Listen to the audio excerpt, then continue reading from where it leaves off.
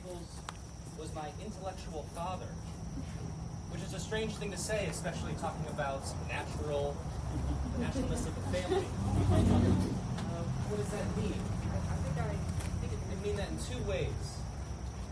First, he really cared about his students, me included. If I ever had a question, and I had lots, about the founding, about how to do my job as a teacher, about how to navigate some thorny issue with a colleague, he was always a phone call away, as long as it was after 3 p.m. Eastern Standard Time. I got to talk to him the Tuesday before he passed. I told him how much I appreciated that he was a firm foundation for me, and that I told him that my wife actually is a little frustrated when I call David Nichols, because he tells me the same thing she tells me, but I listen to him. And so he told me to tell Katie, my wife, to keep doing a good job. So he cared. The second thing is, he didn't wield political power, like in any official capacity, but I think he was something like a statesman, because he taught us Baylor students how to pursue the good in light of the particular, to earn a living without losing your soul.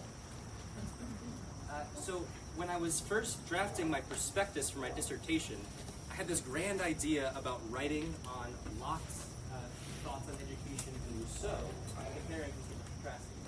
And in my Word documents, he left comments in the margin. If you don't know, it's difficult to get a job in political theory. So he always tried to steer us towards something that would help us get a job. To not give up what we loved, but to find a way to communicate it in such a way that we can actually earn a living. And so in this prospectus, this draft, he wrote in the comments, "Do you plan to feed your children?"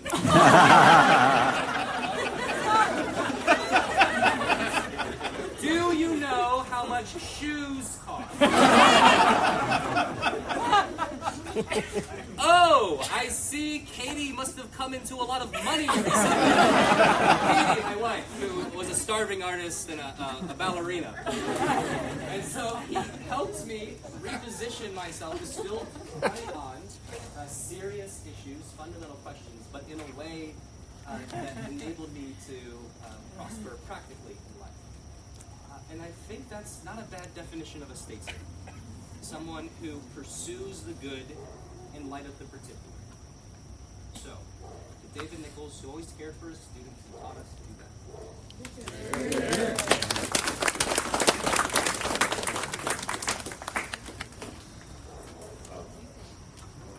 I have to tell a story kind of on Mary. Mary always understood the most amazing relationships among things. And one time, for example, she talked about how Plato had talked about the cicada in the tree. And then she said, yes, the tree, the Platon trees, protect the cicada. And I thought that was brilliant, Harry. So when we were traveling at at a certain occasion, I believe from Colorado to Chicago, we had begun this discussion and about the ancient philosophers. And I said, well, wait a minute. Now, Mary, tell me, what is this about this issue?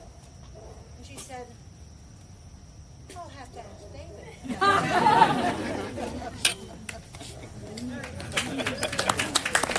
enjoy that.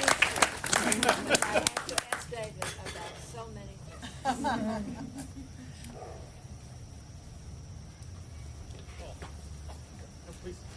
My name is David Alvis, and I came to study with Nichols. Oh, right here. I came to study with the Nichols in Florida, and I remember when I first met David Nichols, I asked him, "So, what was your background? Where did you study?" And he told me, well, I went to NIU and I studied under Herbert Storing, and I was about to write my dissertation, and then Storing died.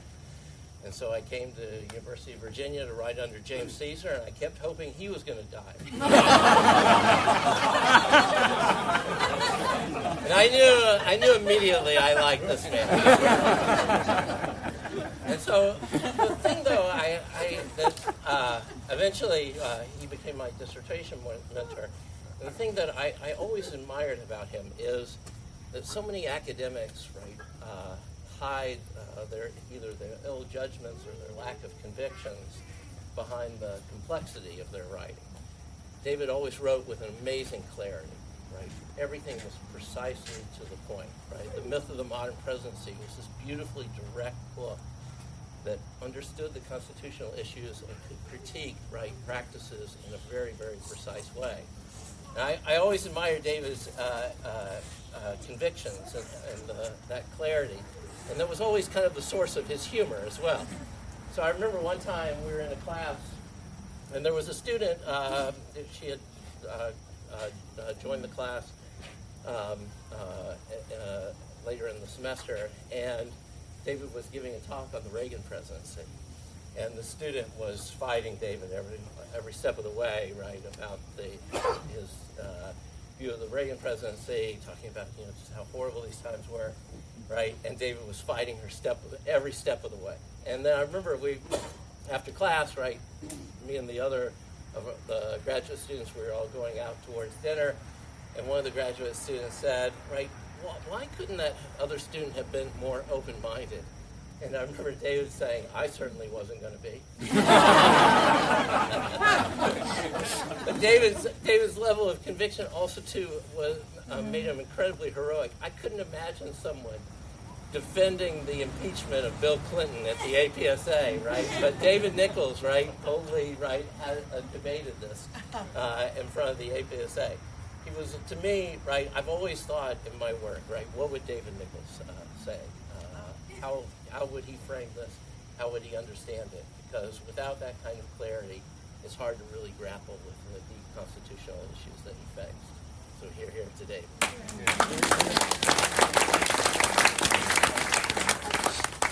Well, hello, everyone. My name is Jordan. I'm also a student of David Nichols.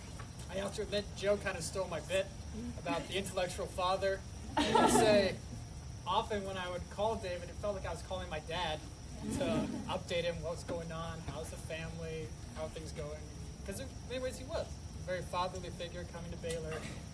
As Tom mentioned earlier, bringing us all out of our shells, even a kid like me who never talked in class and was very hesitant to go into his office hours. And then whenever I did, being very welcoming. It was only later he started to make fun of me when he realized I could take it. When I realized I could take it.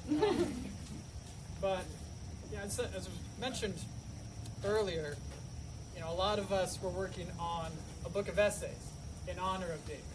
And I'm very proud of that work that Tony and I did editing it, and that so many of the students and friends contributed to. And extremely grateful it came out just in February. So my last conversation with David was about the volume, and he had gotten his hold on a copy and was reading through the essays and telling me what he thought of them. It was mostly positive. But it did make me think about his legacy in particular, even before this very unexpected and surprising passing. And David's legacy, his academic legacy, and now we see his legacy with his family, his friends, the community he built. And it reminded me of Sir Christopher Wren, the architect of St. Paul's Cathedral in London. On his gravestone is an epitaph that says, "If you seek his monument, look around you." And I think now we can say, if you seek David Nichols' monument, look around you. It's here. His friends, his family.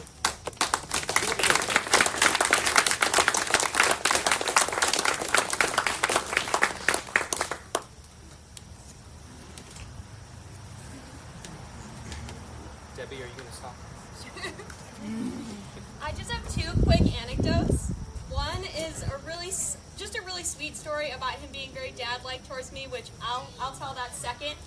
First, I will add to the collection of gloriously snarky paper comments that he liked to leave us, and I will just say I love this one so much that I immediately took a screenshot in 2017 when he made the comment and posted it on Instagram. So it is still on Instagram to this day, so I wanted to make sure I got every word right, so I found it.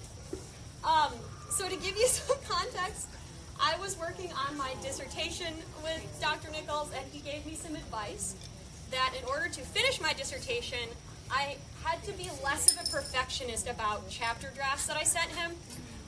I took his advice a little too seriously and started sending him some pretty rough drafts until finally I received this comment. I think this works very well. It is far superior to the usual garbage that you send me. Good work. So, and yes, as Jordan said, he waited until he knew you could take it, and he knew pretty early that I could take it. So we had a very fun, a lot of fun banter back and forth with me and Dr. Nichols. So the sweet anecdote that I want to share. So I was at Hatch Lake one summer, and I stayed a little bit later because I was going to fly out of New York to go to Poland to participate in an academic seminar in Krakow. And Dr. Nichols offered to drive me to the airport, and so we had a nice airport ride. And then we got to the airport, and because I'm visually impaired, and he knows I have a really stressful time at airports, he offered to actually go through security with me and take me to my gate. And then once we got to my gate, I thanked him and said, "Oh, I know you've got lunch waiting for you back at Hatch Lake. I'm fine sitting here." But he said, "No, I don't want your gate to change and then have you end up not knowing where to go." So he actually waited with me the whole time for about an hour at my gate and didn't leave until I got on the plane. So it was just such a wonderful example of his love and kindness, and so I just wanted everybody to hear both of those.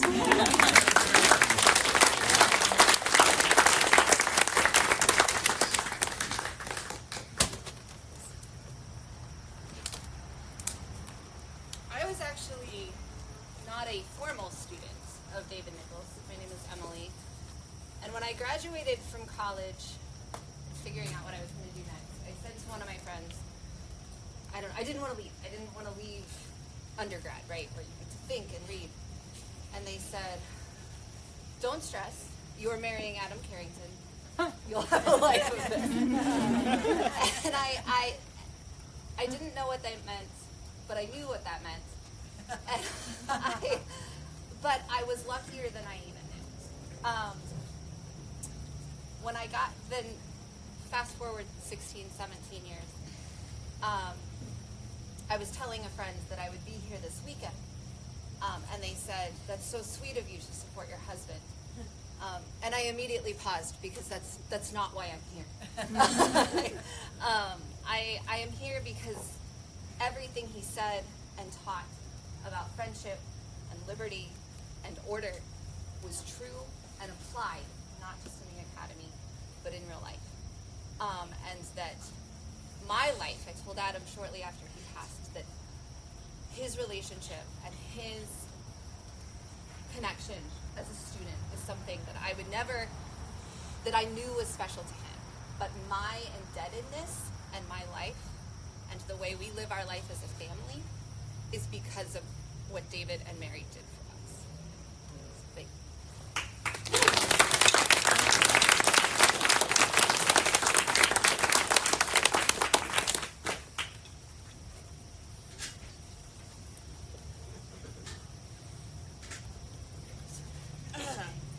So I'm the largest of David Nichols' former students at the moment. So I was primarily Mary's student. But I just wanted to say a word about his mentorship and what it's meant for me. I remember graduating and naturally going to a conference, the SPSA, where we would meet up. So Rachel and I convinced Mary and David that we all should go to the same conference after I had sort of graduated in order to have a good time and to listen to some good papers. And so they came, and we found ourselves one night playing spades in a hotel lobby. And then, for some reason, the weak among us, I mean, you, Dr. Nichols, went to bed, and David Nichols and I stayed up eating ice cream together, because why would you go to bed when you could eat ice cream with David Nichols?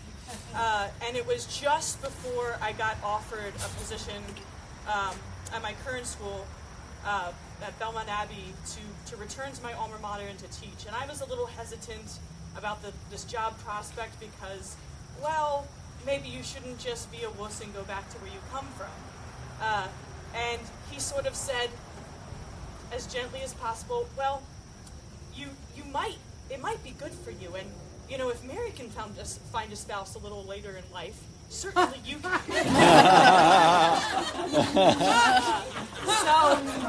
I took his advice, and it took a little while, but I found my husband there, and found life, and obviously found, I didn't know this, but when I saw David Nichols back in October, it was a great gift to know that he had met my son, even though neither of us knew it. So I just, the mentorship, the fatherhood, the everything of this man is so powerful. And my favorite memento of David Nichols is the last game of spades we played together. I was on his team, and of course we beat his wife and Rachel together. It wasn't my doing. It was, you know, David playing spades means you're gonna win. So he was very gracious. And I just happened to steal the scorecard that said we and they. Just in case, you know, I was kind of, you know, so I could brag about the rematch later. That is not to be. But that is my favorite memento of the man who, you know, not just in a way contributed to the means of making a living, but in reality taught me so much about what it is to live well. So here's to David Nichols.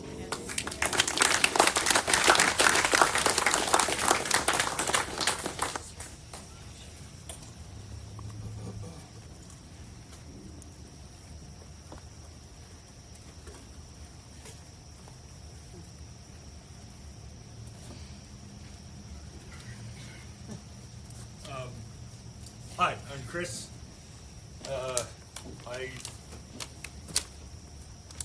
I spent some time this morning reading Gouverneur Morris's eulogy for George Washington. And he talks in his eulogy of Washington how Washington was a father to his country. And when I saw that, I thought, well, this is pretty applicable to many of our relationships with David. And then he said of Washington, no one approached him but with respect. And I was like, well, that was not true of David.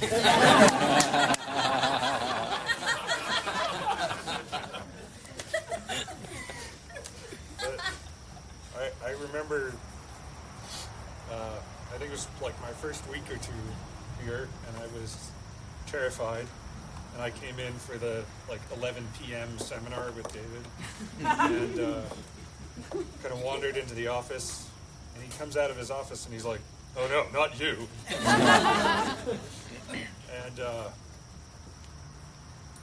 And I knew he was joking, and I immediately felt welcome, and I felt kind of at home. That he felt comfortable joking around with me. And in that class, somebody mentioned it earlier, you had to choose your founder, and I wanted to choose somebody that no one's heard of, because I didn't think I could do it, So I chose Gouverneur Morris. I was like, nobody's heard of this guy. Never heard of him. He never held political office. This is going to be easy. But one of the things that I've been thinking about hearing everyone talk today is that, and this sounds insane, but I didn't know how much David cared about Gouverneur Morris until after that semester was over. He let me muddle my way through, and took me seriously when I was trying to figure it out, and mocked me when I screwed up. But he never made me feel like I couldn't cut it, or that I was infringing on his territory, or that I was undermining by my silly attempts at figuring out what Gouverneur Morris was trying to do. And then that kind of continued for 5 years. And when I defended my dissertation, and I had a footnote in my dissertation apologizing to David for engaging in father beating. And just like he did that first semester, David, in that seminar, in that defense, he asked me tough questions, but he never made me feel like I couldn't talk about Gouverneur Morris, even though he knew so much more than I did. So I want to end with one line from Morris's eulogy of Washington that I do think applies to David. He said of Washington, "No one was great in his presence," and I think that was true of David.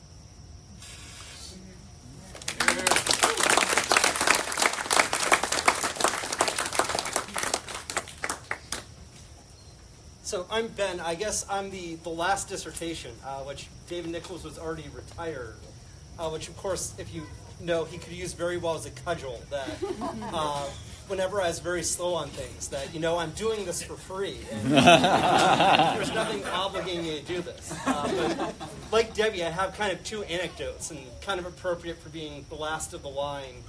I don't know if I have anything new, just emphasizing what others have already said.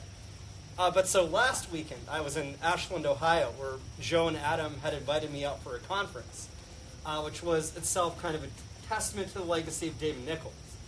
But I'd started writing this paper on the court's jurisprudence on the free exercise clause, and why the court had kind of forgotten what it means to judge in these cases. And I had started it before anything had happened, and I'd been working on it when the news had happened that David had passed away, and had continued to be working on it.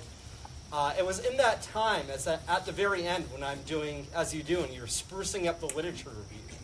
And I looked back at this book on the Supreme Court and the Constitution from a conference at Ashland in the 1990s. And I looked at David Nichols' chapter in there. And I realized David Nichols, 30 years earlier, had said everything I was saying.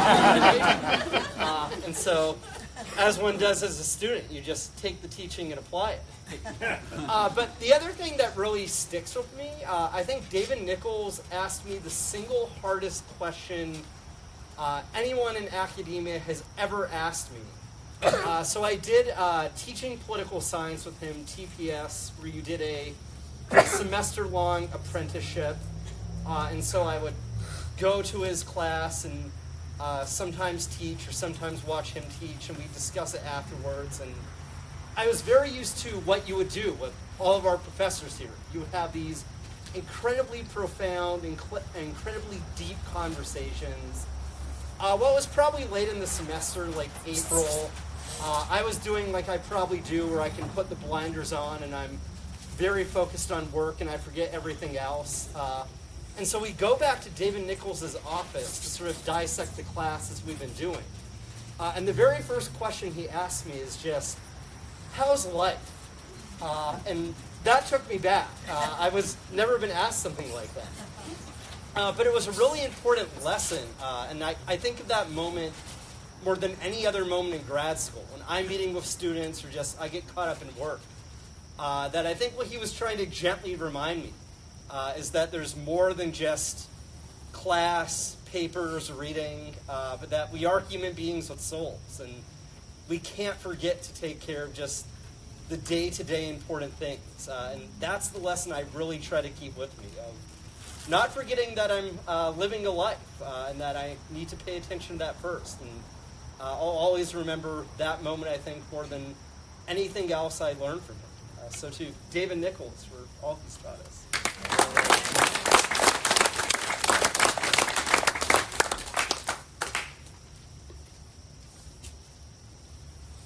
Hello, I'm Peter Campbell. I'm a professor here, and I would not be here if it weren't for Mary and David Nichols. So I just felt like I need to stand up and just acknowledge that. In 2009, I'm guessing, I was given an open spot on a conference that I didn't realize was going to change my life, and I went to Hatch Lake and we studied Machiavelli and Shakespeare. The Zuckerts were there with us. I was doing my PhD at Notre Dame, and at that conference, Mary sort of gently let me know that in a number of years there might be a position in international relations at Baylor, and maybe I should apply for it.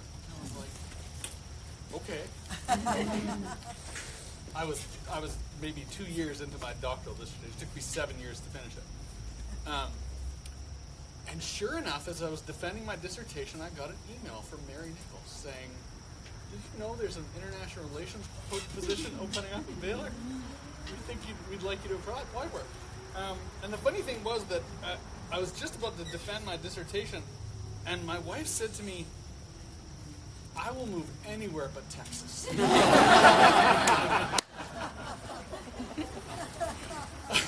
Right, Hud? That's what you said. So God has a sense of humor. But you know, one of the things that I'll never... That's your wife, fortunately. Great sense of humor. We just passed 10 years that we've been here at Baylor. I'll never forget the day I landed in Waco, and David Nichols was waiting for me at the airport. And he just was there and you know, walked me through what the day was going to look like, who were the colleagues I was going to meet. It was just a gracious, amazing welcome into a situation that I was absolutely terrified to be in. And I've since then had another visit to Hatch Lake, and the hospitality was just incredible. And when I started teaching grad students at Baylor, I was blown away by how intelligent and how serious these students were about the material. And it didn't matter what I was teaching them, they always brought that seriousness, and they were part of an amazing community. And that's David Nichols' legacy, right? Is this incredible group of people that he helped and Mary helped become the people they were meant to be. And if I could be half the teacher he was, I think that'll be okay. So, to David Nichols.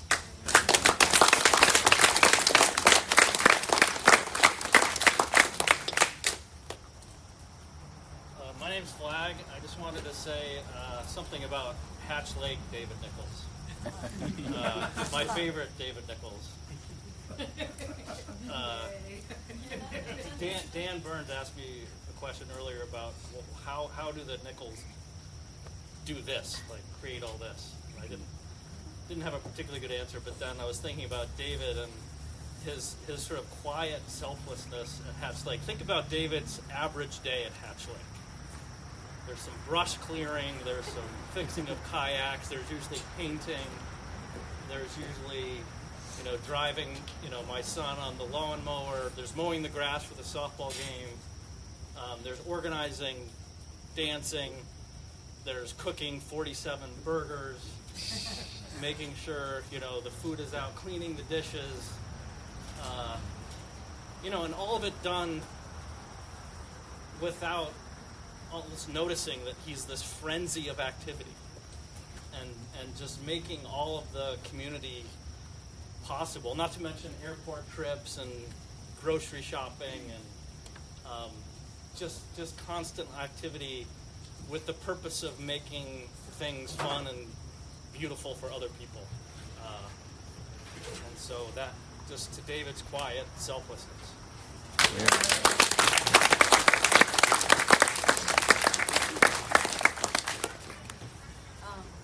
First of all, I have one for the list of comments on papers.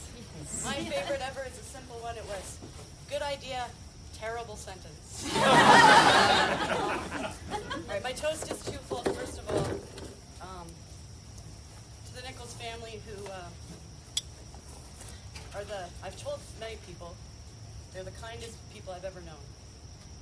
And sometimes people are confused by that because they've met David Nichols or like maybe Mary Nichols or maybe Keith, but and then I wanted to tell a little story. There was a time, I don't remember, it was maybe my third year of graduate school, and the Nichols were on sabbatical, and I remember it just felt different, and it was like everything was a little harder, and the vagaries of academia just got us down, and then they were supposed to be coming back, and it was there was a rumor mill, when will they be back? But of course, they were at Hatch Lake, so they were in no hurry. And so there were stories, I heard maybe they came back last week. So I was in the hall in Burleson, I think, and I was walking down the hall, and David Nichols came around the corner. And it was just like the sun had come up and spring had come again. And he looked at me, and he saw the look on my face, and he just was like totally bewildered by this look of complete relief that I had. And he was like, "What's going on?" And I tried to tell him, and he didn't believe me. But we miss him, and we love him.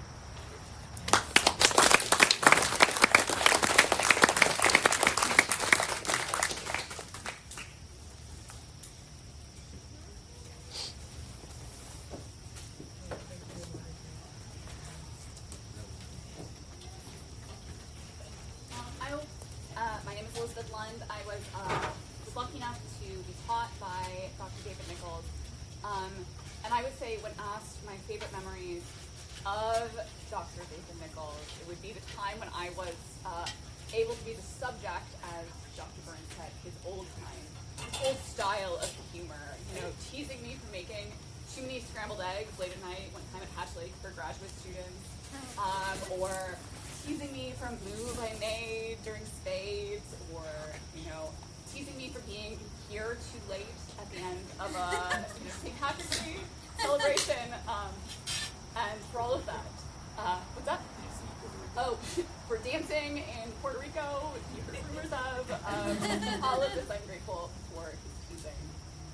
But I am also grateful because I haven't taught American government in 2 years, and in preparation I started typing up my class notes again, and typing up just even my notes from the presidency class that I took with him has changed the way I'm structuring my course and I'm thinking about it, and that I get to educate a next generation is a great honor, and equally is a great honor that I get to unpack such gems that I found, such as Dick Cheney is a covert Coriolanus. So please do.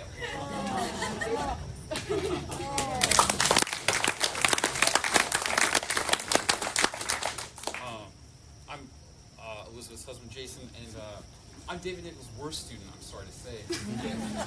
Because I only took one class with him. It was on the American presidency, and I think I was so preoccupied with the ancient Greeks that I sort of thought Plato's better than George Washington, right? And I don't know, and I think so. I was not taking the class with sufficient seriousness. I think I was talking to Dr. David Clinton before the ceremony, and he sort of had suggested there's this I don't know, one of the most important things any human being could have done up to this point is probably we should have all listened to David Nichols a little bit more throughout the course of our lives. And so, in spite of the fact, and I think by the end of that class, I sort of started to realize what he was doing. That he was actually able to bring out the fundamental questions, out of actual political life, as opposed to these fabrications of Platonic dialogues. He could show that the fundamental questions were available there and being wrestled with by actual statesmen, doing stuff where there's a lot at stake. And so I didn't see that until too late. But in spite of that, he's was so generous to me, so often, like Elizabeth was saying, these late night things. And there's no reason to be in a way, it's just the kind of person that he was, that he would be so generous. And I think the second to last conversation we both had with him, because we both teach at a classical high school, is he sort of said, have you seen how students write in college? It's so bad. It's so bad. You have to teach them how to write. So I think in light of his words, they put like a heavy special emphasis on like outlining and grammar and like things like that when it comes to like writing, which I've also benefited from in light of, I remember the first paper I turned into Dr. Burns my first year, I got close to 100 comments back, all of which were sort of like correct, like this needs to be better. And he was right about everything that he said. I'm very grateful for that. But I think like David Nichols could see the same kind of thing. And so anyway, so I think both of us like want to carry that forward to the extent that it's possible. So to David Nichols.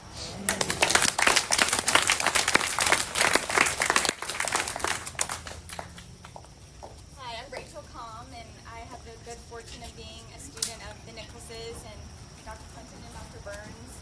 And a lot of people have spoken really well about the hospitality of the Nicholses show.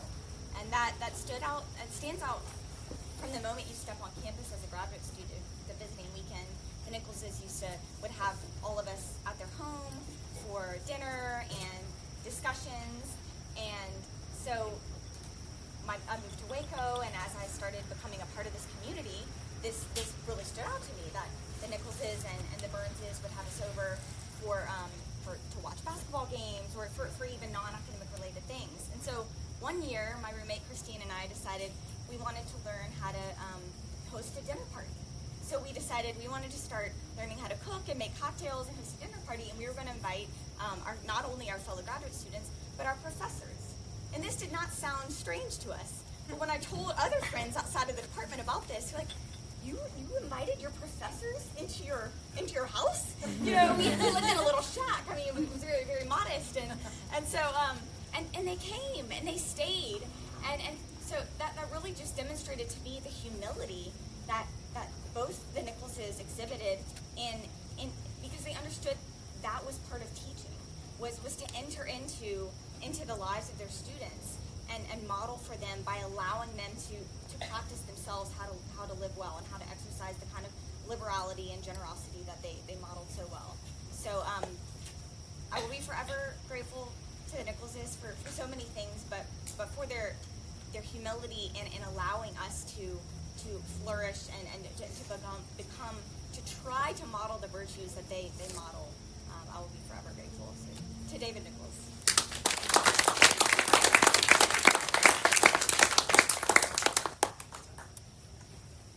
I want to add to the chorus of just what everyone has said about the generosity of David and also Mary Nichols.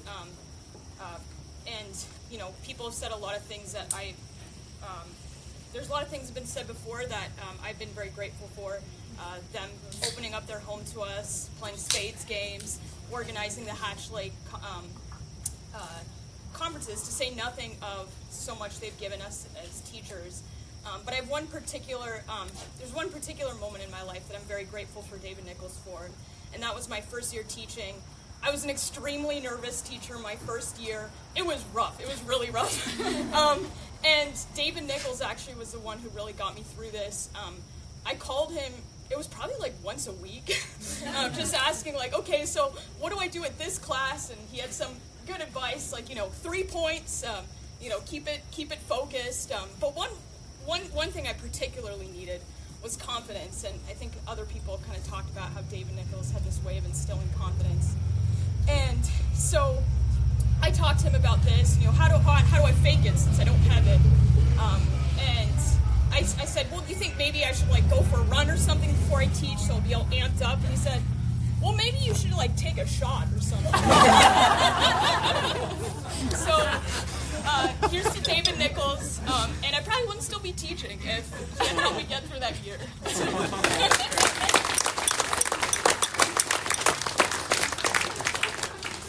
Well, I mean, failure's a dry canvas.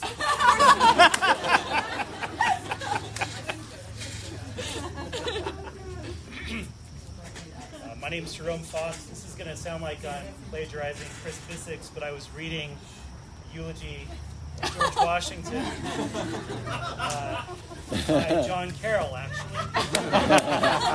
But more on that in a second. I don't know why I keep thinking of this time David asked if I would play tennis with him.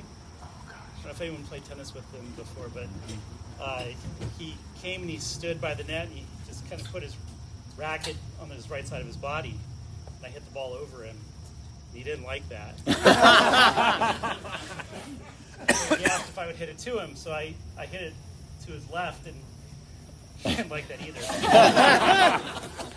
So I hit it towards his right, and he hit it as hard as he could away from me. And that's what we did for the rest of the afternoon.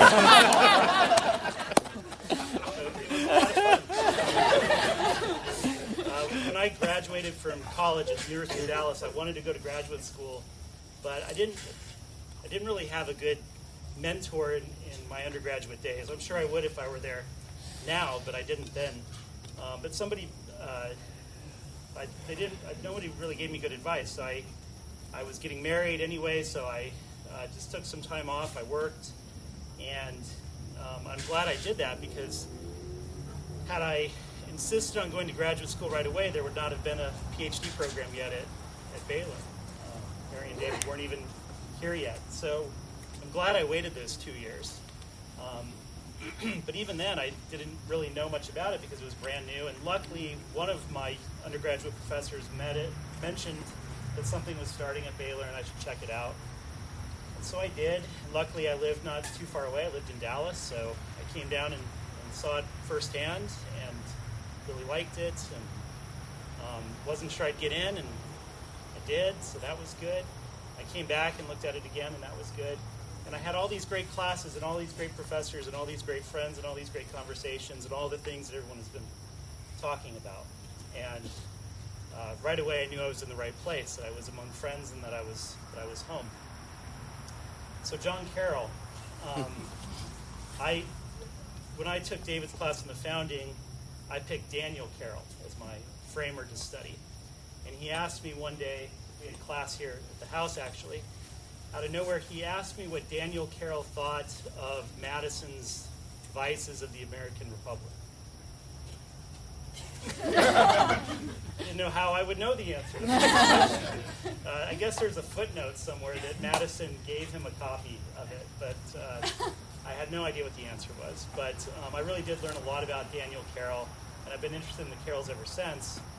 And John Carroll gave 2 eulogies to George Washington. And one was right when he died, and the other was for the birthday that came shortly after Washington died. He spent more time on the second eulogy. And the theme of that second eulogy is providence, that George Washington was a gift, a providential gift to America. And I feel that way about David and about all of you. And so just a toast to David and the providence that brought us together.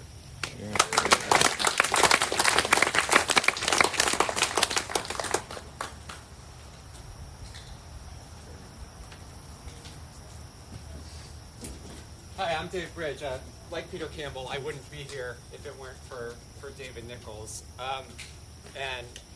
Lest the grad students think that he saved his snark just for you. I was once writing a paper on the Federalist Papers, and I gave it to David, and he read it, and I came into his office, and I said, "So do you think I should send it out?"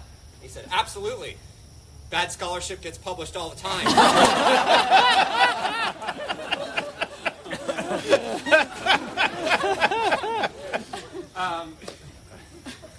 My little sister went to Baylor, and when she was visiting here, thinking of coming to Baylor, we went to a Lady Bears basketball game, and we were sitting in the stands, and David Nichols just saw us, and he remembered me from my job interview.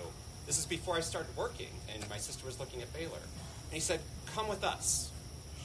And he dragged us, and he sat us with David and Mary, and for 2.5 hours, he just talked with my sister. And I told her what I was doing this weekend, and she was moved by it. And I didn't know that she had remembered him. All of us knew David for years, if not for decades. She knew him for a couple hours, and he left his mark.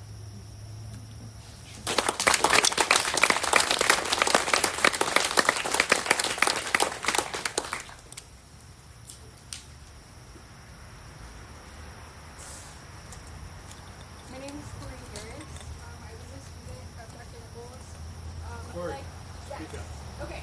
Like Tom, I was a bit of a coward when I came. I was terrified to speak in class, and I had to work myself up every time. I remember my first conference at Hatch Lake. I went the first 2 sessions without saying a word, and Dr. Nichols, kindly was like, "It's time to talk." And then fast forward, I did teaching political science with him, and my first time teaching, I made a student cry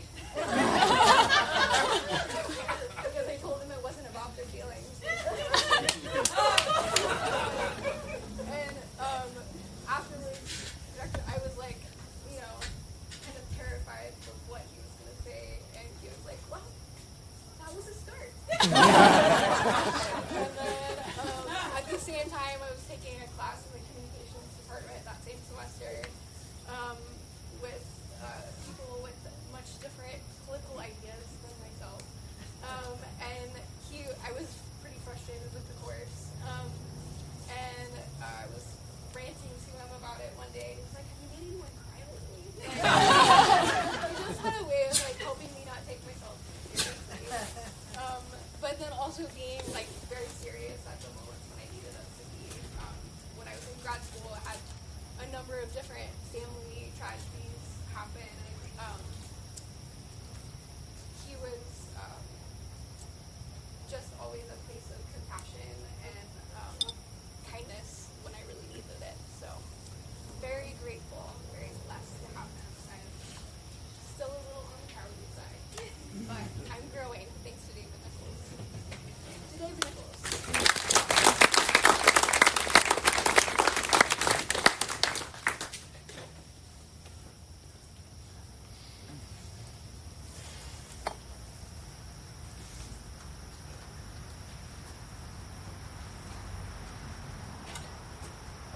David Ramsey. I must have been one of the first students to write with David Nichols here, and was in that first group that came. I thought I'd start by a couple of my favorite memories, which showed something of the culture that I felt was unique amongst that cohort. We shared an office when we were teaching for the first time at the bottom of a building that had not been renovated, and there was a beat-up couch, and we were sort of commiserating about grading at the end of the semester, and our friend Joe Wysocki, who's not here tonight, he shared with us some comments that he'd gotten on his first round of teaching evaluations. And it really is one of my favorite stories from grad school. He had a comment that he read: "You're a funny guy, Wysocki. That's all you are." Joe's not here tonight. We wish he was here. But there are 2 ways, of course, to speak to the legacy of David. One, with our words, right? But also with our deeds. And Joe's doing important work at Belmont Abbey College while the rest of us are able to be here tonight. The other memory that I have of David Nichols came when I was entering on the dissertation phase. I had come, of course, to write with Mary. I admired her books. I loved the writers that she wrote on. But I had taken classes with David, and I was so charmed by how he got us interested in the particulars of American politics. And I was very humble. I'd had horrible teachers in American politics. I was really an English major. I'd written on Vonnegut and Walker Percy and Flannery O'Connor, not on constitutional law. I never had a class on constitutional law. And so I would come to him and I would ask him questions like, are there really more than 2 political parties in the history of America? We talked about his humility. Can you imagine? He's like, this is what we're starting this doctoral program, and this is what we've got to work on. So, we're entering on dissertating, and I'm thinking I might write on con law because it's sort of like applied political philosophy. There are questions about natural right there that you can look at. And he's reading cases with me, meeting with me. We met one time at Dickey's, which was a little barbecue restaurant, a chain where you could get lots of ice cream for free. And we would meet there and talk about the cases. And I asked him, it was around that time when Bush was, we were shopping. We didn't have that fancy football stadium. we were thinking maybe we would get the Bush II Presidential Library here. And I knew he was a fan of the presidency. He taught us a lot about the presidency. I think many of us here probably lead our students through the Constitution, and we have them read the vesting clauses of Article 1 and Article 2. What differences do you notice there? Why are the legislative powers herein granted vested in Congress, but only the executive power? He shows us things. He made us think. So I'm asking him, don't you want this library to come here? You could really, do something, build something. You could have a whole generation of presidential scholars. And his answer was so, again, very humbling. He said, yeah, but if I did that, well, on the one hand, a joke, right? Then I'd have to talk about George Bush the rest of my life. But he said, but then there wouldn't be time to do this. And I was so honored and humbled by that response, because I choose to believe he really did mean it, that he valued reading con law with me in a barbecue chain and teaching me these things, which now, I built a career. I can feed my kids, right? I get to teach political philosophy and con law. It was really his personal attention to me that made that possible. And so, although I don't have a drink in my hand, my toast to David Nichols would be this. To David Nichols, an authentic teacher of natural right through the careful study of the American political tradition. That would be my toast. Sure.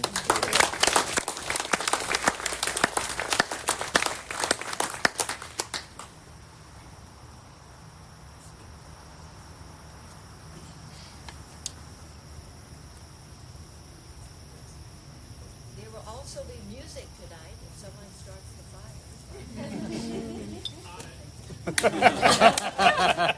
And there's pizza. Oh. And pizza has arrived. Okay.